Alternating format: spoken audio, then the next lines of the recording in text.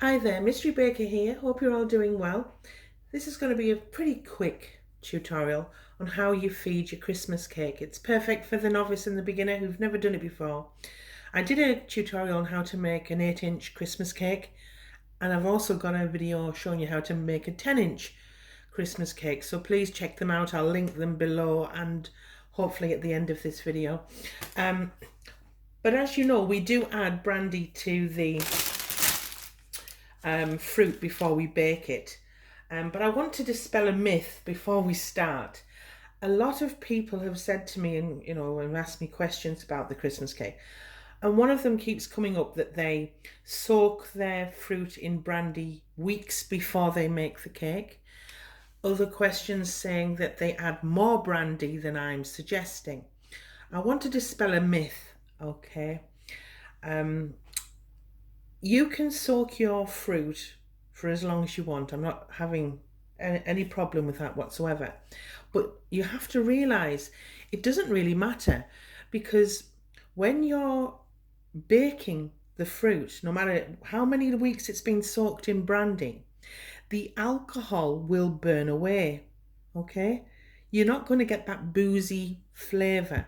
The only way you get the boozy flavour is doing what I do, and that's by feeding it afterwards, or because you're adding the raw brandy to the cake. When you put it in your fruit prior to baking, 35% is lost every 30 minutes of baking. And obviously a Christmas cake is in for 3 hours, so do the math. But just a little tip. I'm just showing you explaining a little bit of the science that goes into it. So by soaking it weeks in advance, you can, but it's not going to make any difference. If you're wanting that boozy flavour, it's important that you do this step instead. And another thing, if you're adding a lot of brandy to your fruit, I suggest the night before you bake your cake, you add to this 8-inch cake anyway, you add, I don't know, I think I said 6 to 7 tablespoons. You can add more, I'm not saying you can't, but you'll make it very wet. Then it'll take longer to bake in the oven. And what happens is the top starts to dry out and the fruit starts to burn. And that's why I do say 6 to 7 tablespoons is more than enough. It's perfect. And that's why I'm suggesting those 6 to 7 tablespoons. And I'm not saying to add more and more. And I'm not suggesting that you put your fruit in the brandy overnight weeks before, because there's no need, because it's baking in the oven and the alcohol is lost. Hope that's making sense. So how I add the booziness is by adding it raw in the build up to Christmas. Now it's just after the first week of Christmas and I'm going to feed it for the first time. And this is important to follow. I'm using a cake pop, but you can use a skewer. I do have skewers, but I'm just going to, with something pointy, and I'm using the top of the cake. When I'm going to be decorating this, I'll be using the flatter underside to make a more level top. So I will be using, you won't see the bottom of this, and this is eventually going to be the bottom. So around the cake, I don't go all the way down, don't go through touching the bottom, but I'm just making some holes, okay?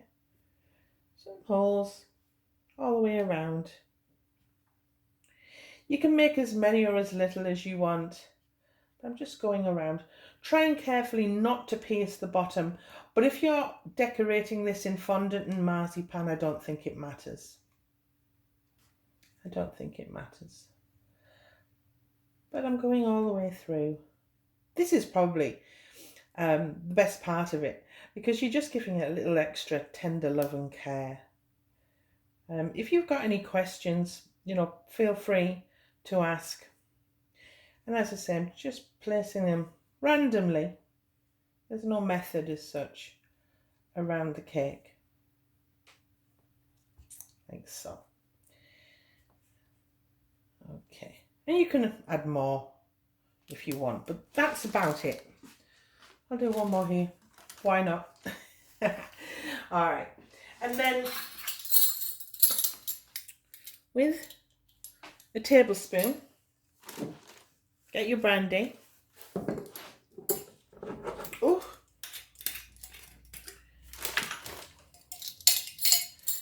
And I'm going to add a generous tablespoon of brandy. Oh, my goodness, I've wasted a little. It's spilled. I'll have to get a straw and suck that up.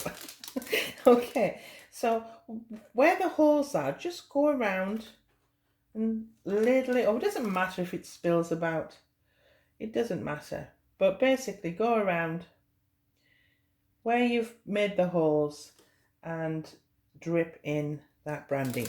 And I'm going to do another tablespoon. So 1 to 2 tablespoons, absolutely fine. Oh, it's making me hungry. I want to eat this cake now. Can we?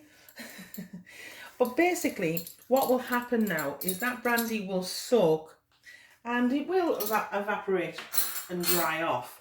But a lot of the brandy will soak down into that cake. And I will do this now in a fortnight's time. And I'll do that every 2 weeks leading into December. Bearing in mind it's November now.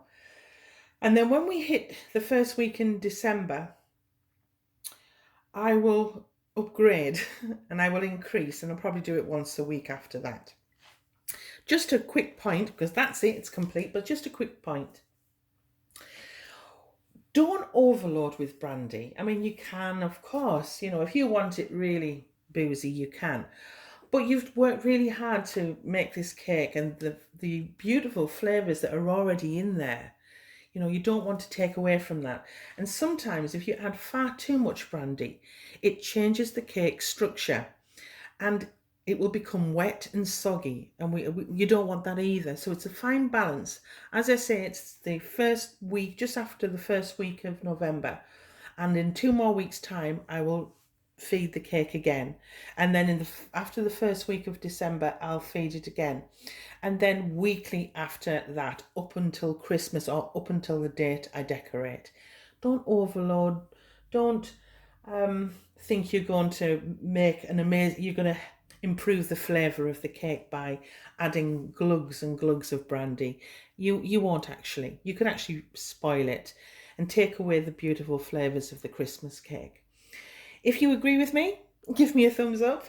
If you don't, please give me a reason why, and I'd love to discuss it with you. Or if you've got any questions, hit like, subscribe if you haven't already, and thanks for watching. Bye.